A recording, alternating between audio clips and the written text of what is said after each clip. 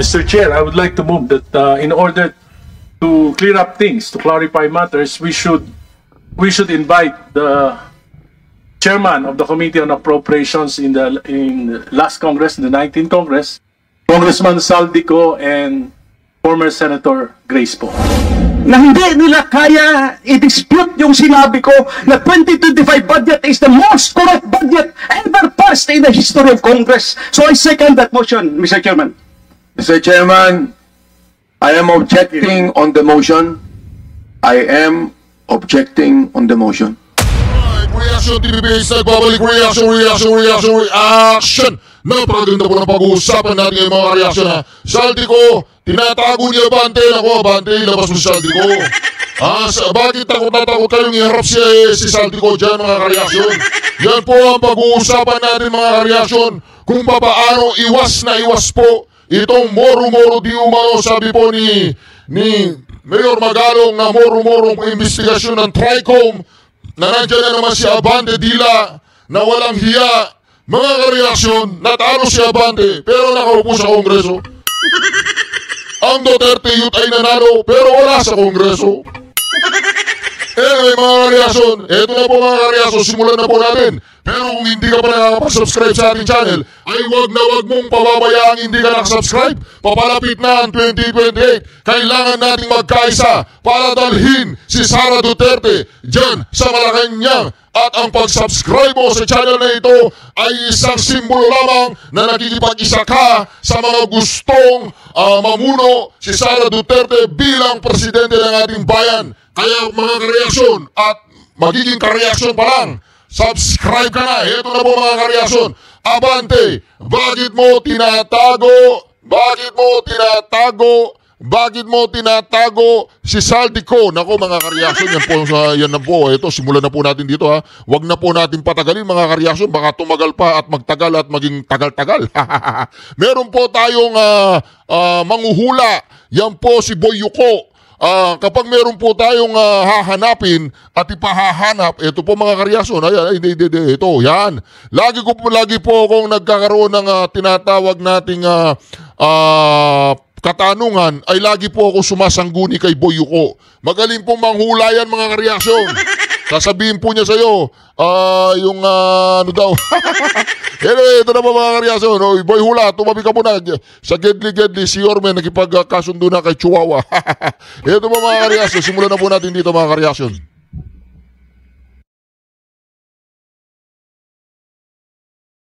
Can we restate the motion, please? Mr. Chair, I move that this committee invite Chairman of the Committee on Appropriations, Chairman of the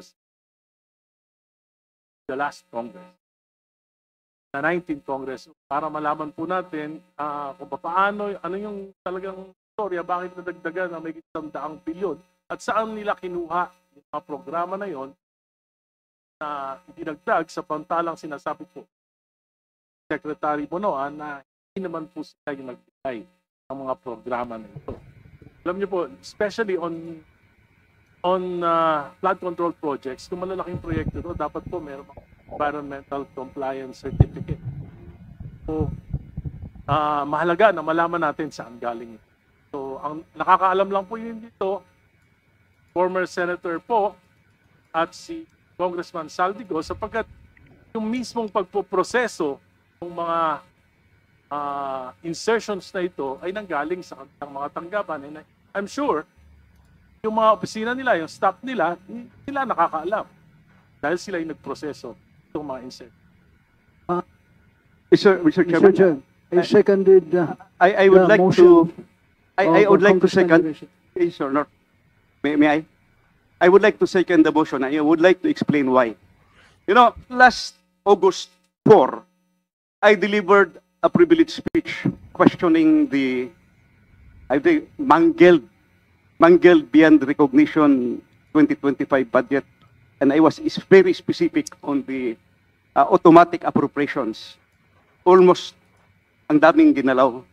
So hindi lang yung program appropriation, new general appropriations ang ginalaw pa yung program. In fact, towards my ending statement, I have said the 2025 budget is the most corrupt budget ever passed in the history of Congress. Sinabi ko yan. You know what?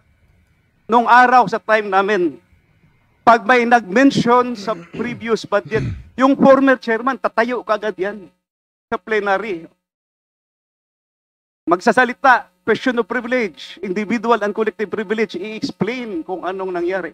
Mr. Chairman, August 4 ako nagsabi, 2025 budget is the most corrupt budget. Hanggang ngayon, wala akong narinig na denial man lang sa previous chairman o sa previous members ng committee. Does this mean na hindi nila kaya i-dispute yung sinabi ko na 2025 budget is the most corrupt budget ever passed in the history of Congress? So I second that motion, Mr. Chairman. Mr. Chairman, I am objecting on the motion. I am objecting on the motion.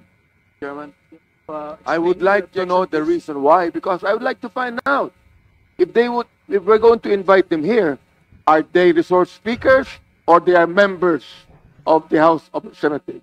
Are we going to ask them questions? Are they going to answer it? We'd like to find out. Mr. Chairman. Mr. Chairman. Mr. Chairman, Chairman, I may move I? for a few minutes suspension. Mr. Chairman, Chairman. Move to suspend. Mr. there's a pending motion by Session suspended. Congressman Arrece. Mr. Chairman, there's I second. Oh, sinuspende po nila mga kareaksyon. Gusto raw po malaman, ito mga kareaksyon, nagiinit na po itong si Congressman Ungab. Kaya ipanalangin po natin ang kanyang kaligtasan dahil si Congressman Ungab mga kareaksyon ay ano po yan, meron po silang kasabihan sa amin na ano po yan, ang tinatawag nila dyan sa amin ay talagang lutong-luto ang kanyang tapang, ang kanyang pusod. Talagang lutong-luto. Hindi mo mapapaano yan, hindi mo anong tawag doon? Mapapatinag, Talagang matapang. Pero dito mga kareaksyon, oy Abante, bakit ayaw mong humarap dyan si Saldico rap? Ha? Ba't ayaw mo siyang humarap dyan at si Saldico na ako rin kumukurap po yung mata ko kumukurap. Si Saldico mabilis kumurap yun ganyan 3 kurap, ako nakakaisa pa lang. Mga kareaksyon, itong si Abante, nag-object po siya doon sa motion ni Congressman Arrece at isinugundaan naman ito ni Congressman Ungab na talagang nag-object po itong si Abante para yatang ang gusto ay wag tanungin, wag gawing resource person. Anong gagawin mo kay Saldico? Kung talaga Abante ng iyong puso at isip ay para sa pera, naiintindihan ka namin. Pero wag mo sasabihin na ang puso't isip mo ay para sa bayan. Kung para sa bayan, dapat wala kang pinoprotektahan, Abante.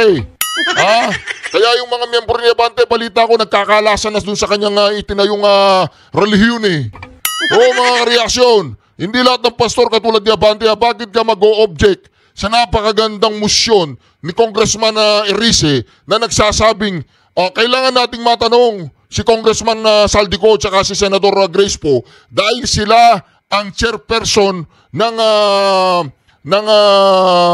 anong tawag doon, yung committee, di ba?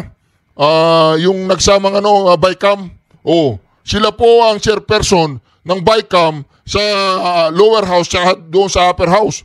Mga kareaksyon, hindi na, bumaba na si Abante, loko Abante Huwag kang gaganyan-ganyan, huwag mo sabihin matanda ka na, baka makarma ka Abante mainit sa impyerno, huwag kang pagkagugago dyan.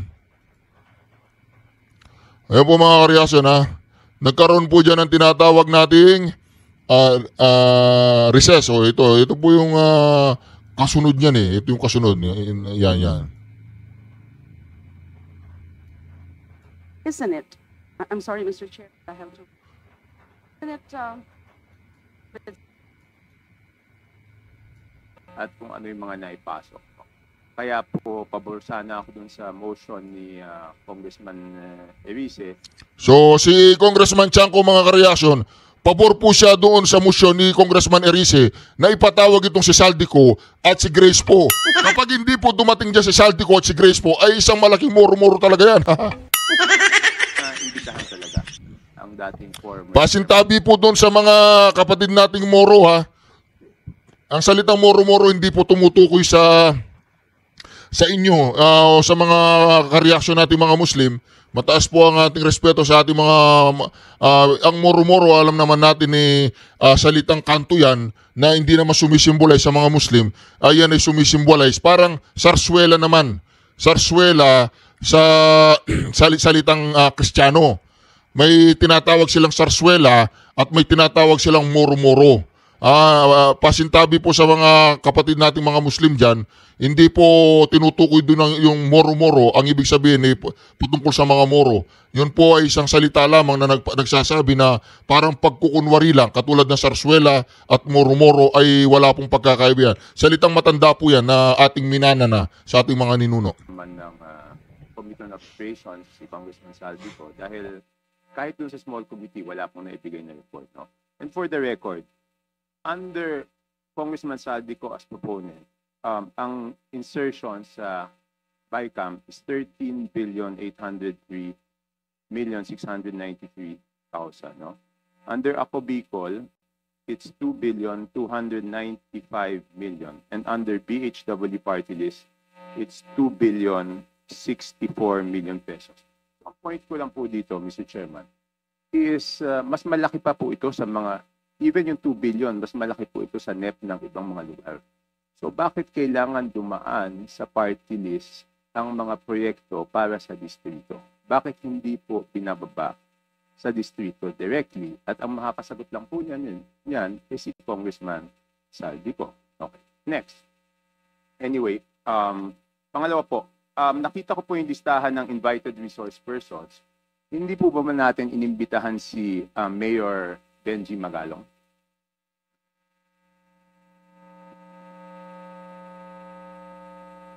Not for this hearing, Your Honor. Pero iimbitahan po ba siya sa susunod na pagdinig? At the future hearing. Hindi, sa next hearing? We have to discuss it. Because nandito po kanina si Bante, siya po yung nagsabi na wag naman akusahan yung House at pangalanan kung sino yung tinutukoy.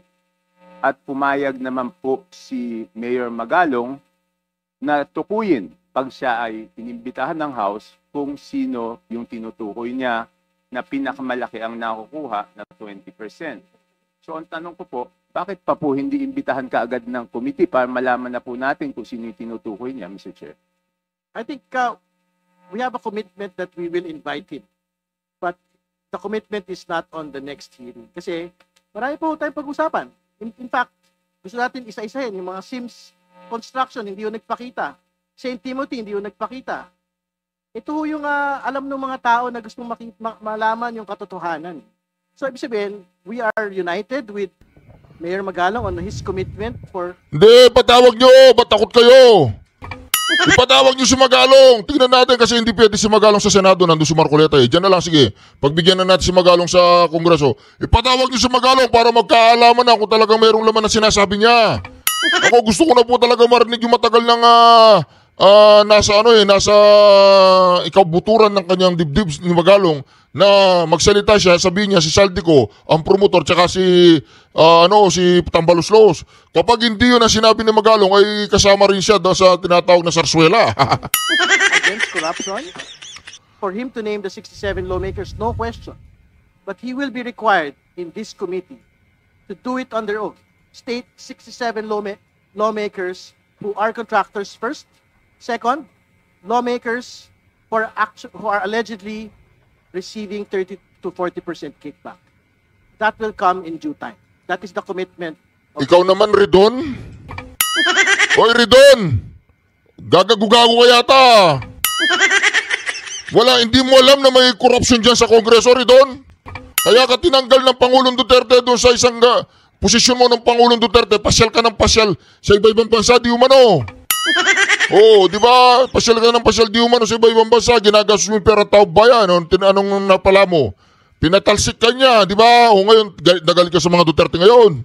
Alam namin ang likaw ng bituka mo, Ridon. Kasi sa sinasabi niya, ang pinakamalaking nakukuha ay yung Committee on Appropriation. So hindi pa ba mas mabuting i-address na po natin? Kasi nandyan po, si Congressman Abante, nadinig ko po yung interview nyo, sabi nyo po, dapat pangalanan po ni Mayor Magalong. So ayaw nyo bang mag-present ng motion na imbitahan na siya kaagad para pangalanan na rin po niya? At sinabi naman po niya na willing naman po siyang imbitahan. Congressman Abante, you're being asked.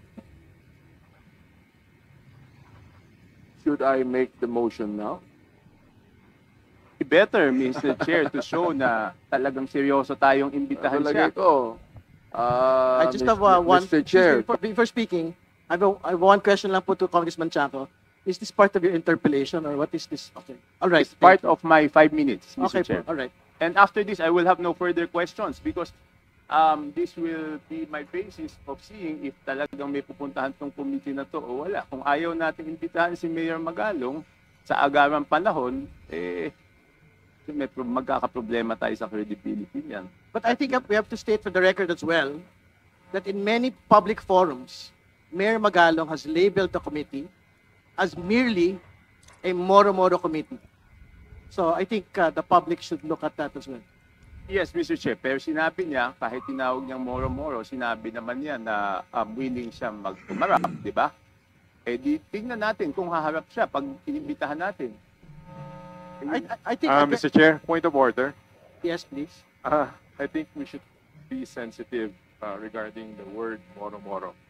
May we delete the words because I think it was Kong Zia, who is a Muslim. It was, I think, an affront to the Muslim community. Yes, I understand it, but that was the exact statement of Mayor Magalong, labeling the committee as Moro-Moro. We will not remove it from the record, but because that is what he had labeled the committee.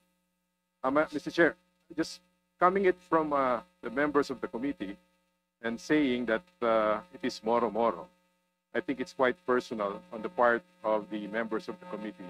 But anyway, I will abide by the decision of this committee. Thank you, Mr. Chair. Thank you, Congressman Santos.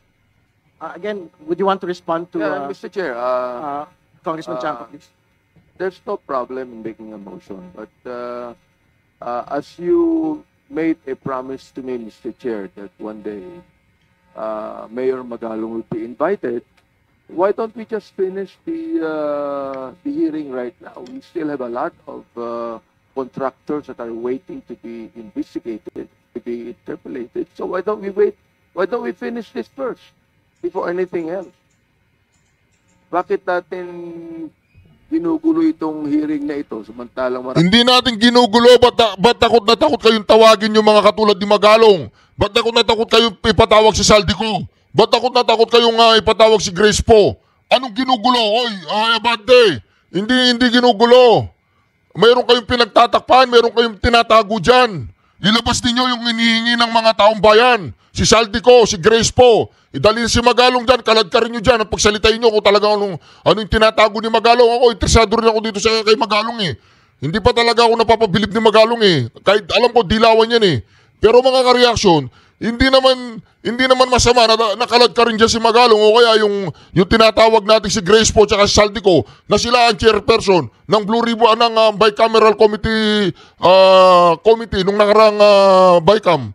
Bakit anong problema mo, Abante? Abante, anong problema mo?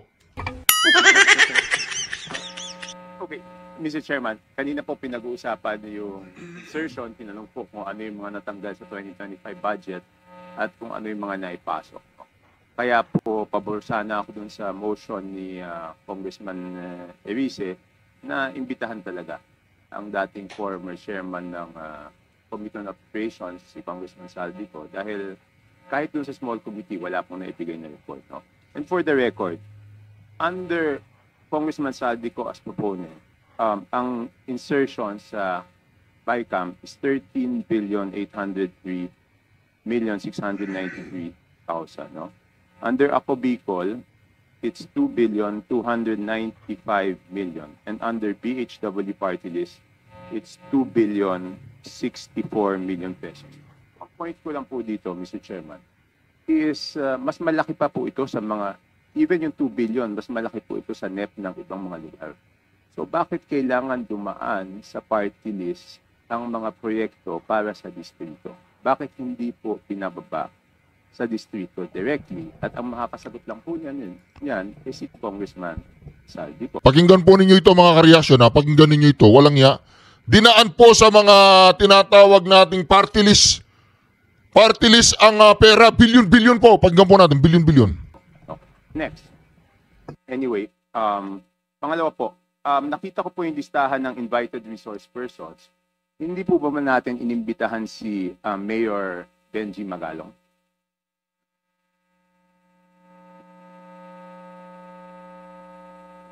Not for this hearing, Your Honor.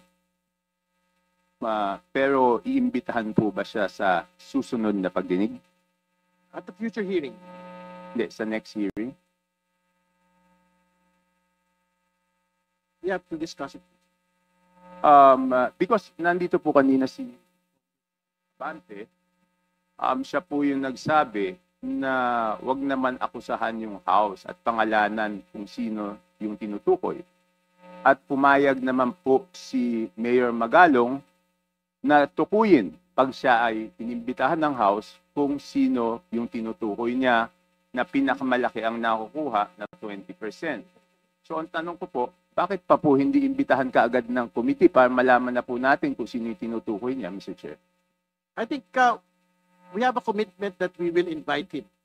But the commitment is not on the next hearing. Kasi marami po tayong pag-usapan. In fact, gusto natin isa-isahin yung mga Sims construction, hindi yung nagpakita. St. Timothy. Naulit po ba itong video na to? Naulit? Naulit ba? Feeling ko kasi naulit ko lang eh. Nawala po ako sa nawala ako sa...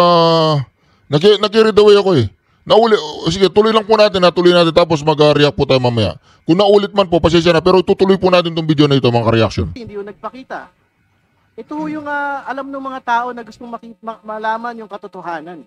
So, ibig sabihin, we are united with Mayor Magalong on his commitment against corruption.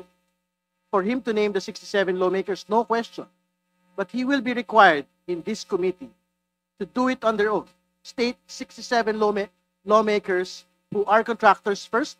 Second. Hindi, tama na yan Ridon, tama na yung daldal mo. Ipatawag at ipatawag mo siya kung kaya niyong ipatawag.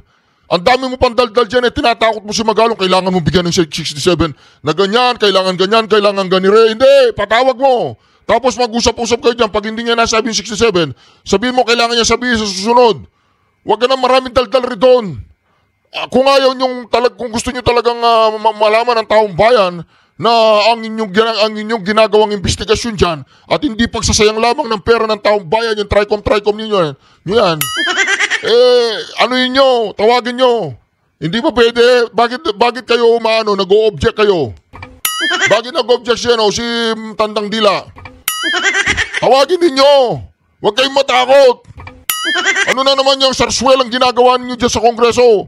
Sinasayang ninyo ang pera ng taong bayan dyan sa hearing nyo na yan. Yung kinakain nyo dyan, ipakain nyo na lang sa mga taong lumubog sa baha. Dapat wala kayong pagkain sa hearing na yan. Napakamahal daw po ng pagkain dyan sa may Kongreso. Nilalaklak nila ang pera ng taong bayan ng mga animal. Ipakain, patawag nyo. Ba natatakot kayo? Oo. Yung mga takot. Lawmakers who are allegedly receiving 30 to 40% kickback. That will come in due time. That is the commitment of this committee. Kasi sa sinasabi niya, ang pinakamalaking nakukuha ay yung Committee on Appropriations. So hindi pa ba mas mabuting i-address na po natin? Kasi nandyan po, si Congressman Abante, nadinig ko po yung interview, sabi niyo po, dapat pangalanan po ni Mayor Magalong.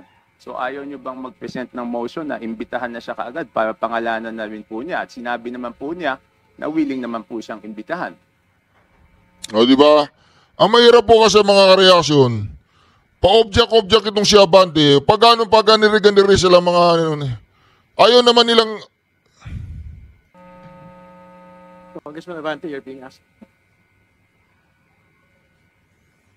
Naulit po itong video na to. Pero anyway, mga reaksyon, bakit natatakot silang ipatawag at iharap dyan si Saldico? Bakit natatakot silang iharap dyan si Grace Po? Bakit natatakot silang dalhin dyan si Magalong? Ha? Lalo na itong si Garin, ang dami niyang daldal. Ang dami pong daldal ni Garin, pakinggan ninyo ha. Pakinggan po ninyo pagkatapos nung sinabi ni Congressman Ungab, ito po. Sa salita, question of privilege, individual and collective privilege. Dapat daw, ito mga kareaksyon ha. Dapat daw, pag may nagsalita na patungkol dyan sa tinatawag nating GAA or GAA, yung ipinasang budget, at may nagsabi na corrupt yan, dapat tumatayo daw kaagad yung chairman ng appropriation. Kaya lang, hindi raw tumayo. Mr. Chairman, I seconded I would like motion to, I would like to second, yes or no? May I? I would like to second the motion. I would like to explain why. You know, last August 4, I delivered a privileged speech questioning the, I think, mangled beyond recognition 2025 budget. And I was very specific on the automatic appropriations. Almost ang daming ginalaw. So hindi lang yung program appropriation, new general appropriations ang ginalaw pa yung program. In fact, towards my ending statement, I have said that 2025 budget is the most corrupt budget ever passed in the history of Congress. Sinabi ko yan. You know what? Nung araw sa time namin, pag may nag-mention sa previous budget, yung former chairman, tatayo kagad yan sa plenary. Magsasalita, question of privilege, individual and collective privilege, i-explain kung anong nangyari. Mr. Chairman, August 4 ako nagsabi, 2025 budget is the most corrupt budget. Hanggang ngayon, wala akong narinig na denial man lang sa previous chairman o sa previous members ng committee. Does this mean na hindi nila kaya i-dispute yung sinabi ko na 2025 budget is the most corrupt budget ever passed in the history of Congress? So I second that motion, Mr. Chairman. Mr. Chairman, I am objecting on the motion. I am objecting on the motion. Halatang-halata po mga kareaksyon. Wala po tayong magagawa. Wala tayong magagawa mga kareaksyon. Ayaw talagang dalhin dyan si Saldico. Pero huwag kayong mag-alala. Makakarating na Senado si Saldico. Kasi pag kinailangan talaga sa Senado si Saldico, wala tayong magagawa doon. Talagang yung tinatawag nilang courtesy, yung house courtesy, walang house kay Senator Marcoleta mga kareaksyon. Kinakailangan umaten si Saldico, aatin yan. Pero mga kareaksyon, ang tanong, ganito po yung tanong mga kareaksyon. Kung walang pinagtatakpan ng mga animal na to, kung walang pinagtatakpan sila, kung wala silang tinatago, bakit hindi nila kayang dalhin si Saldico dyan? Bakit? Ang mahirap po kasi, paano kayo nabubuhay? Paano ninyo naaatim, nanakawan ng ating bayan, nanakawan ang dapat na may lagay sa infrastruktura para sa ikagagawa ng bawat isang Pilipino? Mas gusto nyo bang nakikita ang mga flood control, ang mga kalsada, mga tulay, mga daan, mga railway program ng gobyerno na nagfe-fail para lamang malaklak ninyo ang pera, pasyal kayo dito, pasyal doon, bili ng ginto, bili ng kotse, bili ng mamahaling mga gamit, mga bahay, para lamang sa pansarili nyong kapakanan? Anong klaseng pagmamahal sa bayan meron kayo? Si Pangulong Duterte umalis naging presidente, natapos ang kanyang pagka-presidente, walang nagbago sa kanyang pamilya, ang mga anak niya, ganun pa rin. Walang pretentious. Walang bilyon-bilyon. Ngayon, itong mga corrupt na ito, sino man ang corrupt dyan sa Kongreso, hindi alam kung sinong corrupt sa inyo. Lahat kayong mga corrupt kayo, makarma na sana kayo. Sabagay, nakakarma na yung iba, katulad ng mga Diskaya, pinagmamayabang nila ang mga luxury cars, luxury houses, luxury, kung ano-ano pang kahit-ikan sa loob ng bahay nila, habang ang mga Pilipino ay lumalangoy sa may leptospirosis. Ito namang mga animal ng mga kongresista, mga kontraktor, kung sino-sino man kayo, puro kayo may mga sakit na leptospirosis. Wala kayong pagmamahal sa bayan. Wala kayong pagmamahal sa mga kababayan ninyo. Ang mahal ninyo, mga bulsa ninyo. Sana dali nyo sa impyerno yung mga pera na yan. Hindi, nakakano na po kasi. Nakaka-trigger na talaga mga kareaksyon. Kaya kinakailangan mong mag-subscribe sa channel na ito dahil ang channel na ito at tutulong siya kay BP Sara para may luklok sa Malacanang. Hindi natin pababayaan si BP Sara na mabalahura ng mga balahura. Mga kareaksyon, subscribe ka na, like and share this video. Shukran. God bless you all. Duterte. Duterte. Duterte. Dapat siguro kalad ka rin natin si Saldico dyan tsaka si Grace Poy, no? Dapat siguro papuntahin dyan si Magalong kahit hindi siya imbitado, di ba? Pwede naman yun eh. Pwede naman umatin dyan eh. Mag-participate kayo, di ba? Kaya lang ang mga to, takot. Mga takot kayo. Mga may tinatagong katarantaduan. Matatakaw sa salapi. Matatakaw sa kapangyarihan. Mga malilibog sa pera. Mga animal.